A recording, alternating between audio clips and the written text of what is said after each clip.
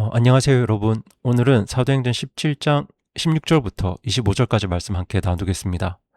여러분, 어제 우리는 바울이 베레아에서 쫓겨나서 아테네 도착하는 것을 보았는데요. 베레아에 남은 실라와 디모데를 기다리면서 바울은 홀로 아테네 거리를 거닐게 됩니다.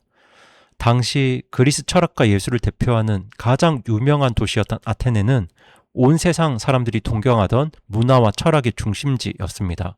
거리마다 웅장한 신전과 아름다운 조각상이 가득했는데요. 그런데 여러분, 그 화려한 도시를 바라볼 때 바울의 마음속에서 아주 특별한 감정이 끌어오릅니다. 오늘은 그 이야기를 함께 살펴볼 텐데요. 먼저 16절 말씀 보시겠습니다. 그런데 바울이 아테네에서 그들을 기다릴 때 그 도시가 온통 우상 숭배에 빠진 것을 보매 그의 영이 그의 속에서 격동함으로. 여러분, 지금 바울이 뭘 보고 있습니까? 그 도시가 온통 우상 숭배에 빠진 것을 보고 있습니다. 당시 아테네에는 신전이 어찌나 많았던지 또 신상이 어찌나 많았던지 사람보다 신상을 찾기가 더 쉬웠다는 말이 있을 정도였습니다. 거리 모퉁이마다 이 신 저 신을 새긴 우상들로 가득했습니다. 그래서 세상 사람들은 아테네에 오면 그 신전과 신상의 웅장함, 아름다움에 넋을 잃고 감탄했는데요. 그런데 바울은 똑같은 도시를 보면서 전혀 다른 반응을 보이고 있습니다. 어떻게 말하고 있나요? 그의 영이 그의 속에서 격동함으로. 여기서 격동한다는 말은 헬라어로 파록시노라고 하는데요. 속에서 무언가가 아주 격렬하게 끌어오르는 그런 마음을 말합니다. 그러니까 바울은 이 화려한 도시를 보면서 관광객처럼 감탄한 게 아니라 속이 뒤집어지도록 아파했습니다. 왜냐하면 그 겉모습 너머에는 하나님을 알지 못하고 헛된 우상 앞에 절하는 사람들의 영혼이 보였기 때문이에요. 그들의 불쌍함이 보였기 때문이죠. 여러분, 우리가 살고 있는 지금 이 도시를 봅니다. 그런데 여러분은 지금 이 도시를 볼 때 뭘 보고 계십니까? 바울이 아파했던 것처럼 하나님을 떠나서 돈과 성공과 자기 자신을 우상처럼 섬기며 살아가는 그 불쌍한 영혼들이 여러분의 눈에 보이시나요? 여러분의 눈에 밟히시나요? 그러니까 지금 바울의 격동은 그저 화를 낸 게 아니라 길 잃은 영혼들을 향한 정말 말할 수 없는 안타까움이었습니다. 그렇게 바울의 마음이 격동했는데요. 그래서 바울이 어떻게 했을까? 우리 이어지는 17절, 18절 말씀 이어서 보시겠습니다. 그가 회당에서는 유대인들과 독실한 사람들과 논쟁을 하고 장터에서는 날마다 자기가 만나는 사람들과 논쟁을 하니라. 그때 에피쿠로스 학파와 스토아 학파에 속한 어떤 철학자들이 그를 만남에 어떤 사람들은 이르되 이 말쟁이가 무슨 말을 하려 하느냐 하고 다른 몇 사람들은 이르되 그는 이방 신들을 전하는 자로 보인다 하니 이는 그가 그들에게 예수님과 부활을 선포하였기 때문이라. 여러분, 지금 바울이 그 격동하는 마음을 가지고 어떻게 합니까? 가만히 있지 않았어요. 회당에서는 유대인들과 논쟁하고요. 장터에서는 날마다 자기가 만나는 사람들과 논쟁을 합니다. 우상을 섬기면 안 된다. 저 우상은 진짜 신이 아니다. 이 논쟁한 거예요. 바울은 그 불쌍한 영혼들을 볼 때 너무 안타까우니까 마음이 아프니까 그 아픔을 가지고 사람들에게 나아간 거죠. 그러다가 바울이 아테네를 대표하는 두 부류의 철학자들과 마주칩니다.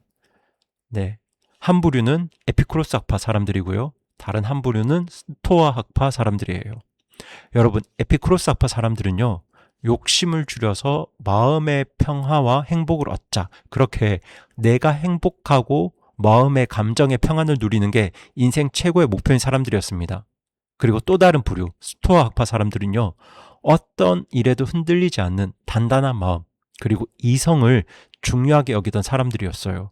그래서 이 사람들은 이성으로 생각을 해볼 때 내가 못 바꾸는 일들은 그냥 받아들이고 이성으로 우리의 삶을, 나 자신을 다스리자, 이렇게 주장했던 사람들인데요. 이 콧대 높은 지식인들이 지금 바울을 보고 뭐라고 하고 있냐면 이 말쟁이가 무슨 말을 하려 하느냐, 말쟁이라고 합니다.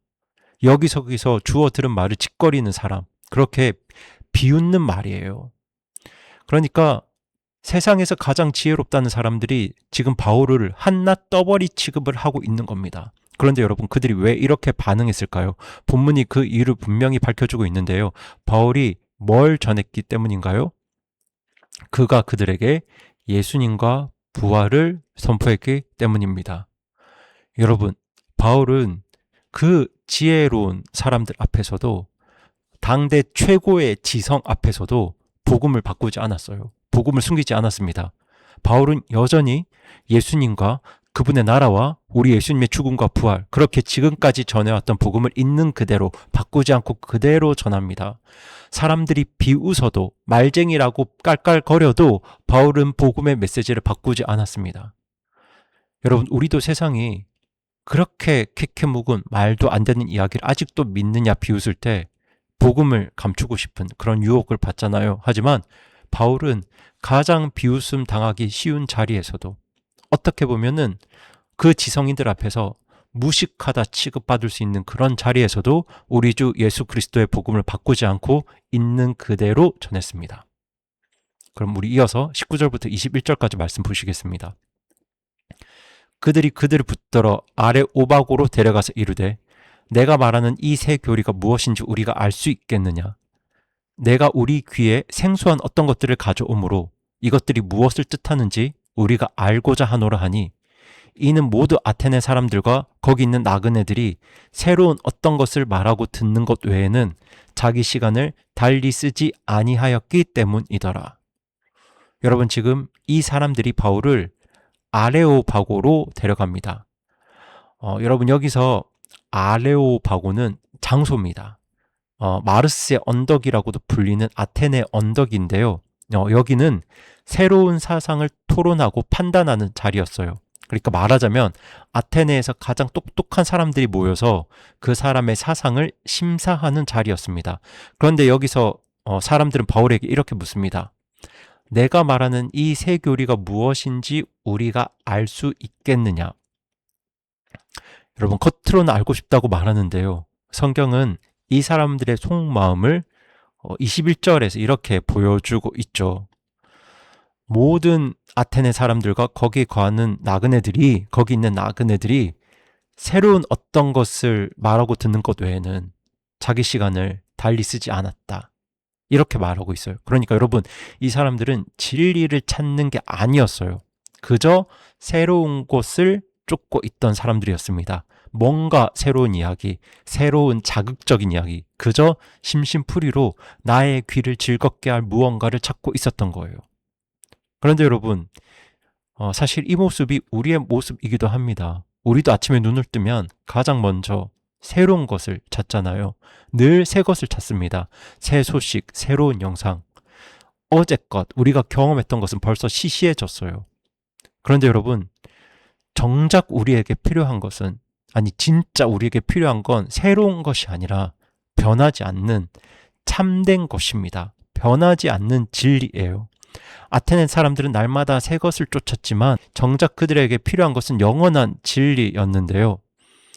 그 영원한 진리, 변하지 않는 진리 앞에서는 그들의 눈이 다 감겨 있었습니다. 그럼 저희 이어서 22절, 23절 말씀 보시겠습니다. 그때 바울이 마르스의 언덕 한가운데 서서 이르되 너희 아테네 사람들아, 내가 알고 보니 너희가 모든 일에 지나치게 미신에 사로잡혀 있도다. 내가 옆으로 지나가며 너희가 섬기는 것들을 보다가 이 글, 즉 알지 못하는 신에게 라는 글이 새겨진 제단을 발견하였나니 그러므로 너희가 알지 못하고 경배하는 그분을 내가 너희에게 밝히 알려주리라. 여러분, 드디어 바울이 입을 엽니다. 어떻게 말합니까? 너희가 모든 일에 지나치게 미신에 사로잡혀 있도다. 여러분, 아테네 사람들은 신들이 많았거든요. 신이란 신은 다 섬기고 있었어요. 뭐 이 신 저 신. 여러분, 그리스 신화 아시죠? 정말 많은 신들을 섬기고 있었는데요. 그래도 혹시라도 빠뜨린 신이 있을까봐 한쪽에는 이런 제단까지 세워두었습니다. 그리고 거기에 뭐라고 적어놨습니까? 알지 못하는 신에게. 여러분 생각해보세요. 이름도 모르고 얼굴도 모르고 그렇게 누구인지도 모르는 신, 그런 신에게까지 제단을 쌓고 절을 하고 있었던 거예요. 여러분, 이게 뭘 말해줍니까? 아테네 사람들은 그렇게 많은 신을 섬기면서도 정작 참 하나님이 누구신지 알지 못했다는 겁니다.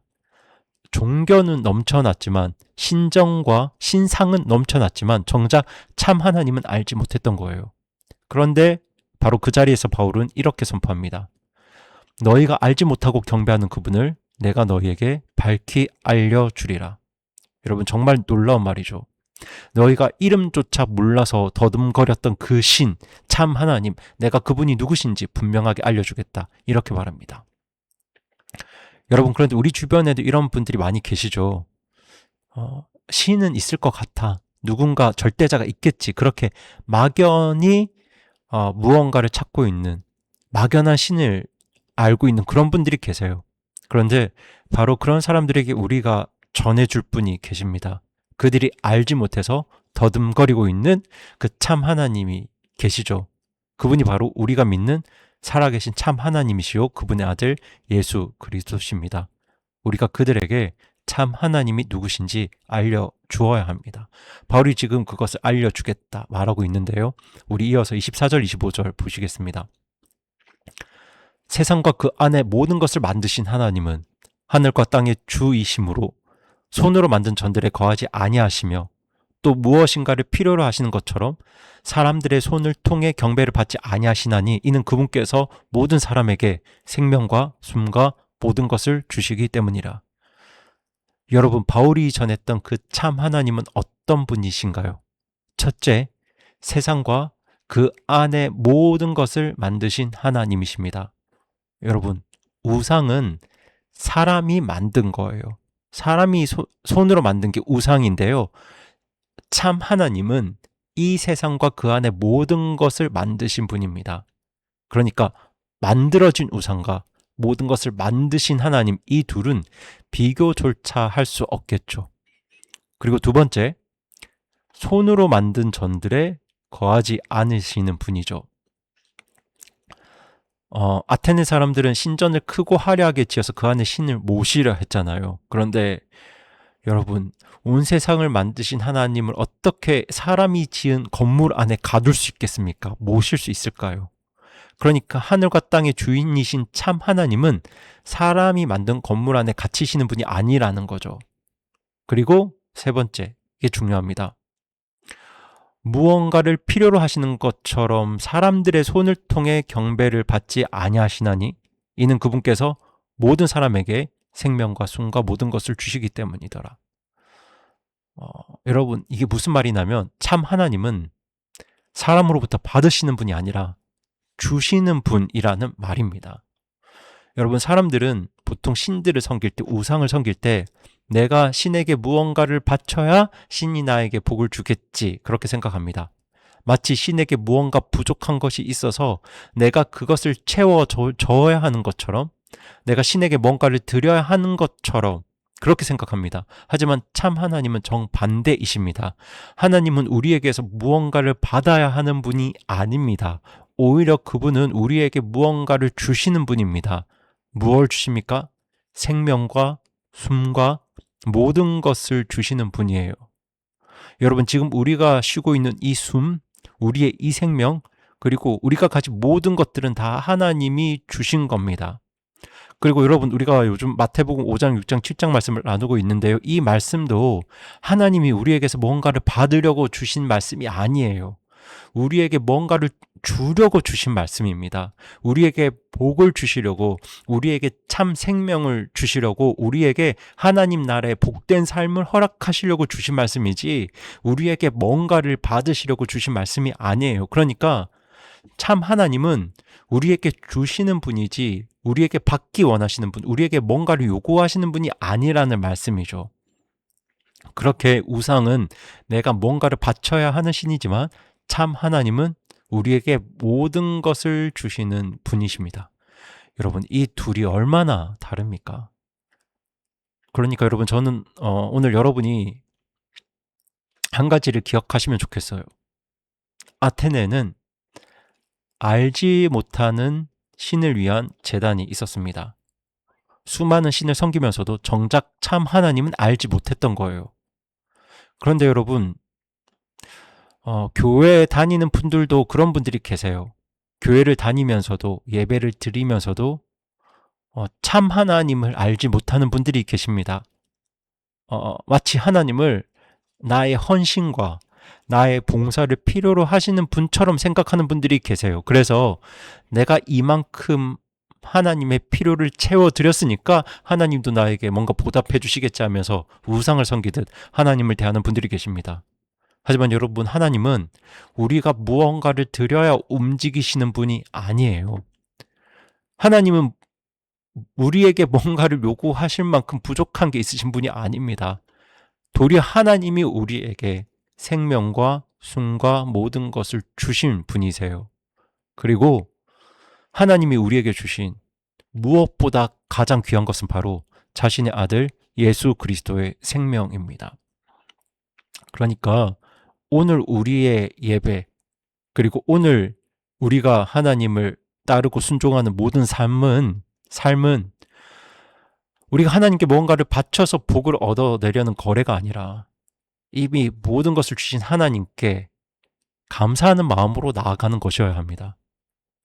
그렇게 여러분, 우리는 알지 못하는 신이 아니라 나에게 모든 것을 주신, 심지어 그분의 유일한 독생자 예수 그리스도를 주신 참 하나님을 분명하게 알고 그분께 감사함으로 우리 주님을 따르는, 그렇게 기꺼이 우리 주님을 섬기는 그리스도인의 삶을 살아야 합니다.